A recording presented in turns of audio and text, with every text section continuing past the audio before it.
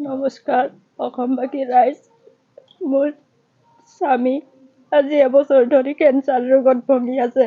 মই 5 লাখ টকা দি শেষ কৰিছোঁ আৰু মোৰ তাত টকাও নাই চিকিৎসা কৰাবলৈ আজি 2 মাহ ধৰি বেছি তেখেত পুৰা বিচনাত মোৰ ঘৰ পৰ্যন্ত নচলে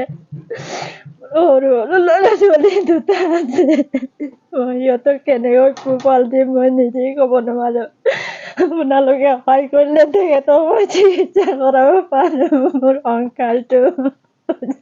এতিয়া ক'ত চিকিৎসা কৰাই আছে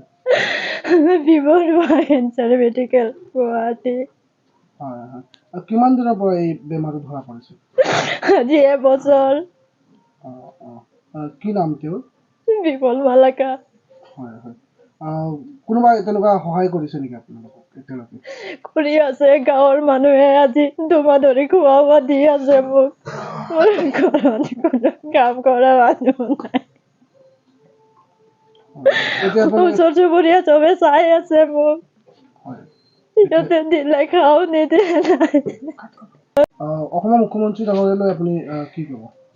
অসমৰ মুখ্যমন্ত্ৰী ডাঙৰীয়াক মই অনুৰোধ কৰি জনাইছোঁ মোৰ এই ভিডিঅ'টো যাতে পালে তেখেতে মোক সহায় কৰে মোৰ পৰিয়ালটো বচায় আপোনাৰ ল'ৰা ছোৱালী কেইজন 2টা আছে বৰ্তমান এজনী বিয়া হৈছে নমস্কাৰ মই এইটো আমাৰ ওচৰৰ বিমল মালাকাৰ বুলি মানুহ এজন আছে তেওঁৰ জটিল ৰোগত ভুগি আছে তেওঁৰ মানে আৰ্থিক অৱস্থা খুবেই খাৰাপ আৰু তেওঁ উপাৰ্জন কৰা ঘৰৰ এজনেই আছিলে আৰু আমি ওচৰ চুবুৰীয়া হিচাপে তেওঁক চবে সহায় কৰিছে যোনে যি পাৰিছে কৰিছে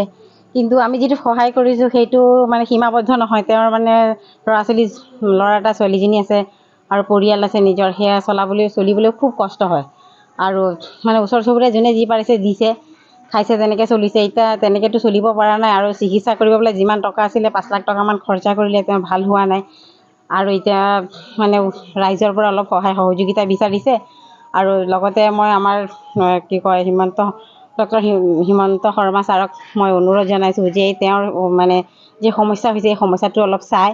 পেলাই তেওঁক অলপ সহায় সহযোগিতা কৰে সেয়ে মই ছাৰৰ ওচৰত মানে বিনম্ৰভাৱে অনুৰোধ জনাইছোঁ যিকোনো খবৰৰ বাবে যোগাযোগ কৰক 7099017330 লগতে 7099017110 নম্বৰত